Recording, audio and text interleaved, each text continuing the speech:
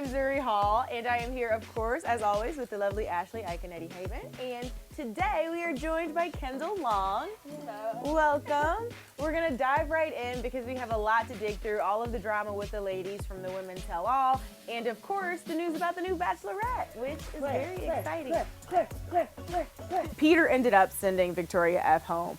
What did we think about that moment? It seemed like they were really gaining speed and they were finally like working out their kinks, according to Peter. Were we surprised that she was the one who got sent home, especially after the fantasy suite went so well? No. No, I think it was just too late. It was too late for her to start that with him, and I think he'd been trying so hard, and everyone else just had surpassed, you know? Yeah. So. Yeah. Same? Same. When she had to sit down with Chris, what did you guys think about that? When he kind of just dove in and was like, your past relationships, have you broken up marriages? And she said no. Do we believe her? What did we think about how that convo went? Well, I think it's just what she said. She's like, once those rumors are around you, like, it's really hard to, like, kill them off. So I think she's always going to be associated with those rumors now. I actually talked to Peter about the allegations around Victoria F. and the marriages and all that. This is what he had to say. Why last week did you last week on what we saw on TV, not further pester Victoria F about the allegations? You asked her once and never brought it back up. It's not true. Okay, I figured. So the truth is, and listen, part of this show, you only have so many hours on TV, right? They can't show every conversation. There was a good about 20 to 30 minute conversation that just wasn't shown about Victoria explaining all the stuff that was coming up with Marissa, with, you know, the girl that, you know, I had dated. Listen, I think it's also important, like, I wasn't serious at all with Marissa. I'd seen her maybe 4 times in a matter of a month. And she and Victoria explained to me their relationship, why maybe she would come out with allegations about that. And in that moment, I had to make the decision with the information I had. I had known Victoria a lot longer, and yeah, there just unfortunately wasn't a lot shown, but that's the truth. I'm really nervous right now, and I think that's because, you know, the issue that we're going to discuss today is sadly something that most of us have experienced. That's online harassment, and it's hate.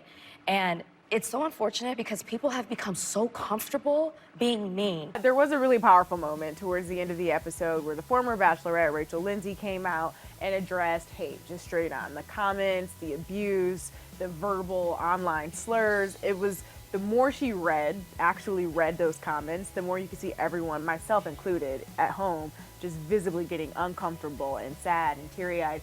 What did we think about why it was so important for that to happen now? Because it's clearly something that every woman on the stage had dealt with in some capacity.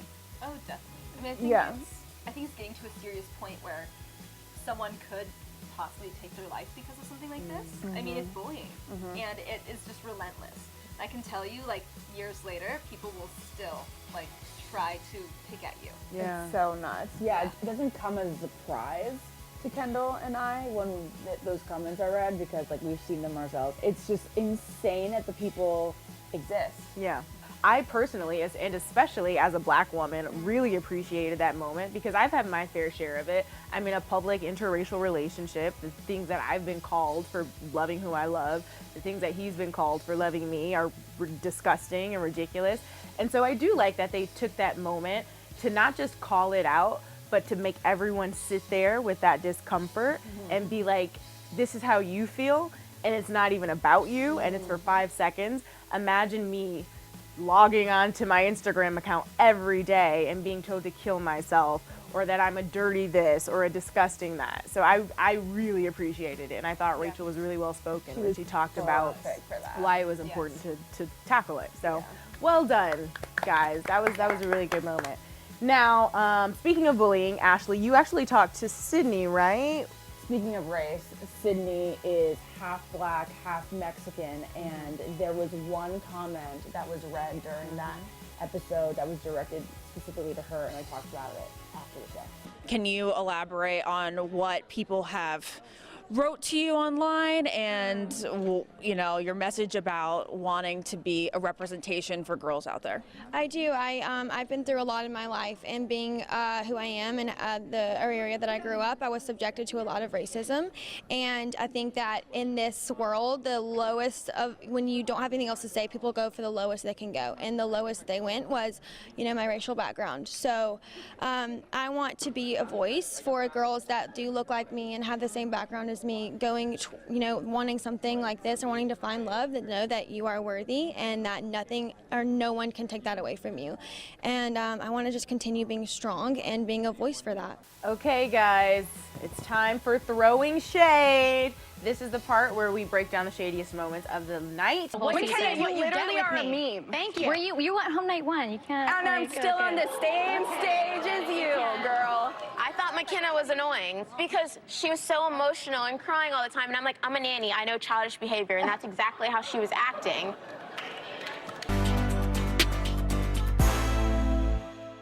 And first up, we are going to talk about all the shade with Tammy. Tammy was throwing shade, she was getting shade. It was just everything. It was very chilly at that point. So they really went all in. How do we feel about how Tammy acted throughout the entire time? I mean, I feel like Tammy is trying to almost break the fourth wall with something that's obviously, you know, it's a show. And she would call out people and say, "You did this when the camera's wrong, the camera's wrong." It's like, but I feel like you can't necessarily be upset with someone about that because it is a very unique experience. You're not used to having cameras around you.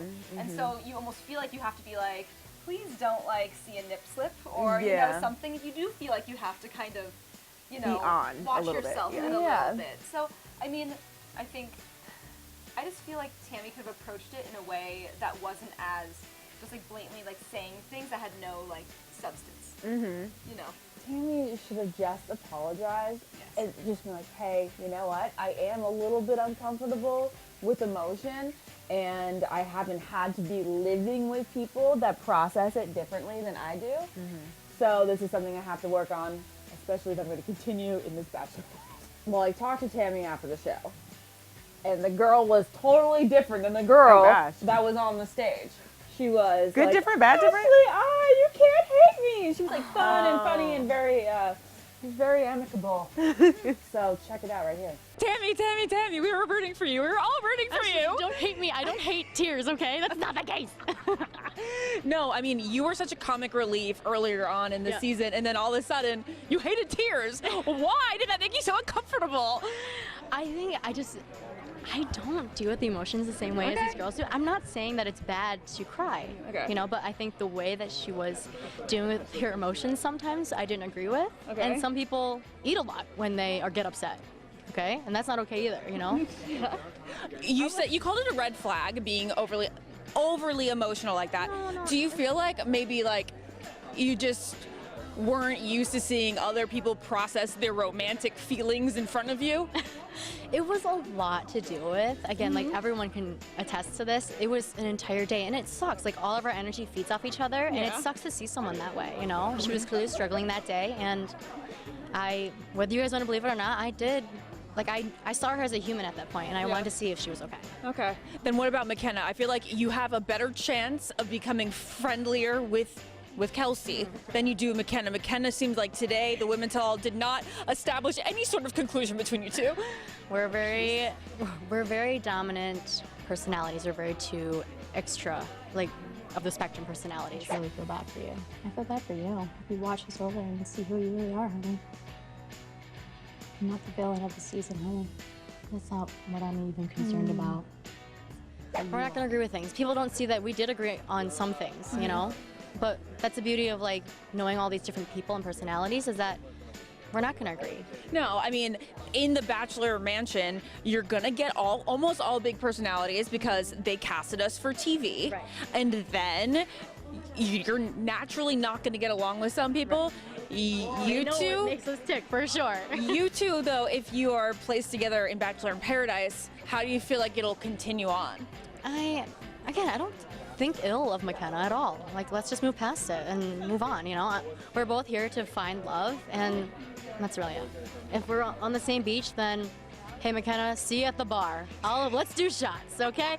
Next up, we are going to do the Bachelorette breakdown. Yeah. Because the new Bachelorette has been announced, Clare Crawley. What will you search for this time that you wish you had in the past? And because you've been on a few of the Bachelors, as we just saw in the piece. No luck yet. So this time, what do you know now? You know what, honestly, for me, the most important thing is I want a man that will take off his armor. I want a man who is strong, but is willing to take off the body armor, open himself up, and be vulnerable. And I think that is some serious strength right there. So I want a man who can do that. How excited are we We about are this? so excited. Same. Why?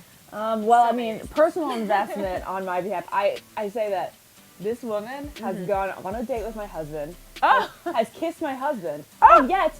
Oh, so you really gotta like her then. That's so funny. This is Bachelor world, man. I love it. I know. I don't know. I think Claire is awesome. She's got a personality, like such a bright personality. She's warm. She's nurturing. She stands up for herself like no one else. It's amazing. I want to see the older men too. I just want to see older relationships and pairings. And it feels weird to say older because they're so young. It's just in comparison to some of the other, guys and girls we've seen in the like early 20s. So I'm excited to see what those sorts of relationships look like. Like Claire's 38, for those of you who don't know. She was on Juan Pablo's season of The Bachelor, also Bachelor in Paradise and Bachelor Winter Games. So I am really excited about that. I love that she has not been afraid to wait for what she knows she deserves. I've seen interviews where she talks about how important that is. And I think that is such an important message for women, especially young women, to hear. Like, you don't have to be afraid to wait. You don't have to be in this rush to find someone, anyone, just pick someone. And so I'm excited to see how that plays out in this season of The Bachelorette. Why do we think they picked someone who wasn't on a recent season? Do you think it's just because it had to be Claire and she... I think people were craving older age. That was like, I think, #1. And then she's somebody that we've been so invested. People who've been watching her, the past decade have been invested in her story. I found her very rootable, more so than anyone from the past couple seasons. Yeah. Agreed. And Claire's ex-fiance says she will be an amazing Bachelorette. So how sweet is it that he's still sharing love for her? Very sweet. It's a testament to how awesome she seems to be, right? Oh, well, Claire, we're rooting on you. Go. You.